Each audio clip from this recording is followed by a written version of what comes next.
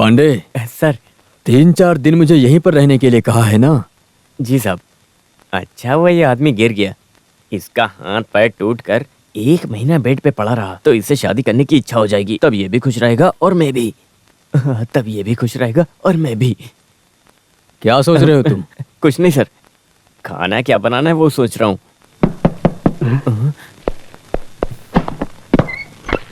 अरे अरे चाचा आ गए। हाँ चाचा, क्या तुम्हें पसंद नहीं मेरा आना? साफ साफ बताओ मुझे। बिल्कुल पसंद क्यों? नहीं है।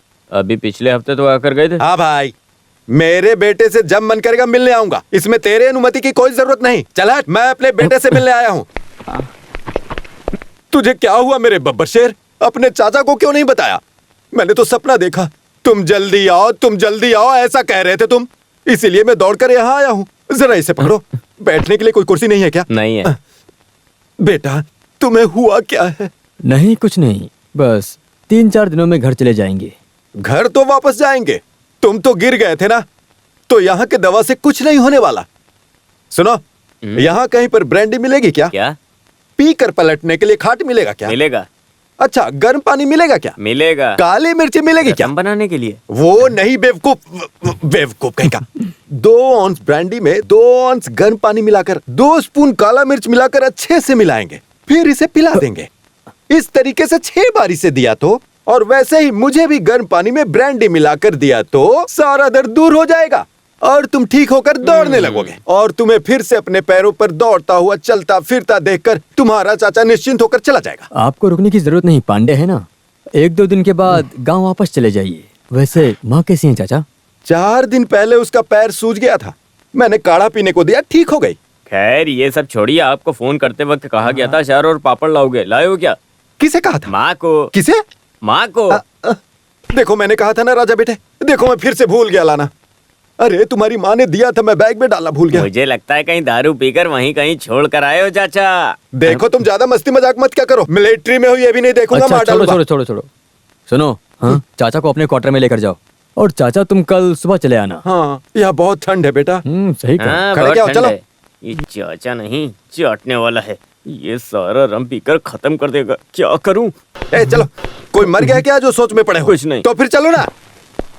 अल्लूपुला में तुम्हारा घर है, पिताजी ड्राइवर का काम करते हैं, एक बड़ी बहन है और एक छोटी बहन और एक भाई भी। सिविलियंस क्वार्टर्स में रहते हो तुम लोग।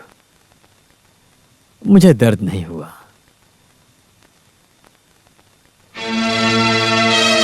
अगर जो हम दोनों एक साथ में रहें तो एक दूसरे को समझ सकते हैं। तो बोलो क्या कहना है तुम्हारा?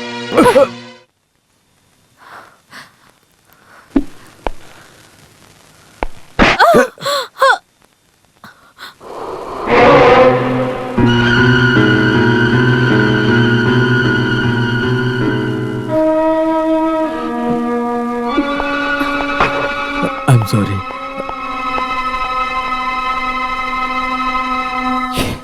राज भाई, आपने इतनी गंदी हरकत क्यों की? वो लड़की अच्छी है इसीलिए उसने अभी तक आपके खिलाफ रिपोर्ट नहीं की है। अगर रिपोर्ट करती तो मुझे भी उसका साथ देना ही पड़ता। You become so cheap. Raj भाई, आपको एक बात ध्यान रखना चाहिए, सिर्फ इंसानों को खुशी देने के लिए ही औरतों का जन्म नहीं हुआ है। आपके ही दिए पैसों से आज मैंने ये व्हाइट कोट पहना है, इसीलिए मैं आपको ज्यादा कुछ नहीं बोल पा रहा। एहसान जता रहे हो। आज सुबह डॉक्टर सनी के आने के बाद मैंने अपने बारे में बात की, लेकिन वो बहुत गुस्सा हो गए और मुझे एडवाइस देने लगे कि औरत अपने पति को खुश करने वाली कोई गुड़िया नहीं है, देखा जाए तो स्त्री गुड़िया ही होती है। हाँ, तुम्हारे बारे में बताता हूँ। बिहार से नर्सिंग पास होकर पहली पोस्टिंग देहरादून और तेजपुर, फिर अंबाला, और अभी यहाँ 6 महीने से काम कर रही हो।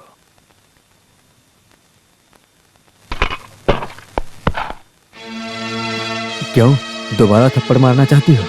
दाएं गाल पर मारी हो, बायां गाल आगे बढ़ना चाहिए ना, अगर तुम कहो तो।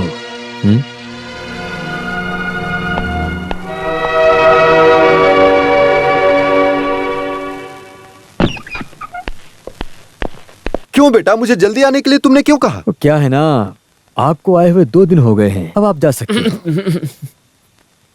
तुम्हें ऐसी हालत में छोड़कर तुम्हारा चाचा यहाँ से कैसे जाएगा? अरे कोई बात नहीं, सर का ख्याल रखने के लिए मैं हूं ना, आप जाओ चाचा। कल सुबह मुझे डिस्चार्ज कर देंगे, डॉक्टर ने कहा। लो सुनो, ये पैसा घर में मत देना, माँ के पास पैसा है। आप सीधे घर ही जाना। नहीं ना, यहाँ से सीधा कोयम्बटूर जाऊंगा। हमारे दुबई के कुटप्पन के बेटे को मेडिकल में एडमिशन मिला है ना, वो अच्छे से पढ़ रहा है या नहीं ये देखना है। वहाँ एक दिन रुकना है, वहाँ का माहौल देखकर वहाँ से सीधा पलक्कड़ के लिए निकलूंगा। पलक्कड़ में अपने भाई के बेटे से मिलकर आपको आऊंगा। कहीं नहीं जाना है, सीधा घर पर जाओ। आपको जरूरत से ज्यादा पैसा दिया हूँ, आप बेकार में कहाँ घूम रहे हो? हाँ बेटा, मैं सब जानता हूँ। चाचा को तुम सब बेवकूफ समझते हो। शादी हुई या कोई तकलीफ हुई या फिर मौत हो गई किसी की, चाचा की जरूरत सब जगह है, सब कुछ संभालने के लिए।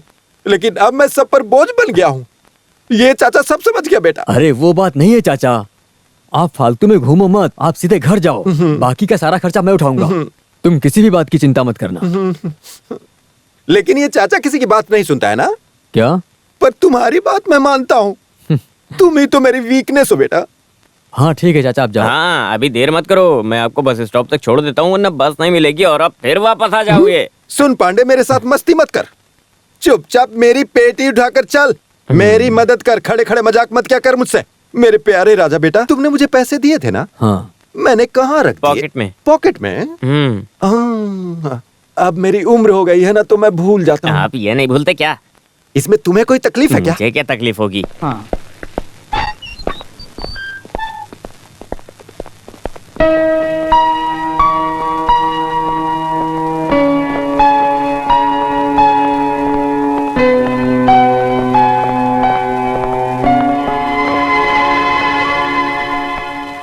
अरे मारिया, तुम क्या ड्यूटी बदल गई? तुम्हारी हरकत ही ऐसी थी, शेजल ने छुट्टी ले ली। क्यों? सभी मारिया के जैसे नहीं होते मेजर साहब। अब आपके डिस्चार्ज होने के बाद ही शेजल ड्यूटी ज्वाइन करेगी।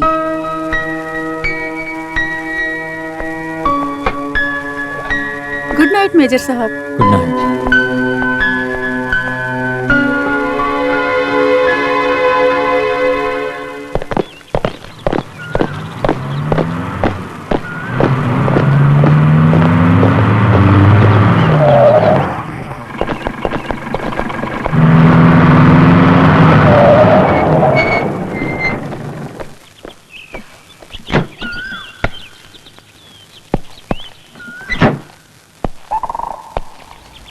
मेरे डिस्चार्ज होने के बाद में तुमने ड्यूटी ज्वाइन करने का सोचा था ना, इतना नफरत क्यों करती हो?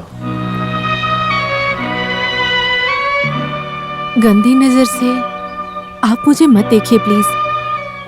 आप मुझे परेशान मत कीजिए। मैंने बहुत बड़ी गलती की है, पर अब ऐसी गलती ना करने का फैसला किया हूँ। नाउ आई एम सीरियस और मैं तुमसे बहुत प्यार करता हूँ। मैंने ऐसी बातें बहुत लोगों से सुनी है, सिर्फ आपसे ही नहीं।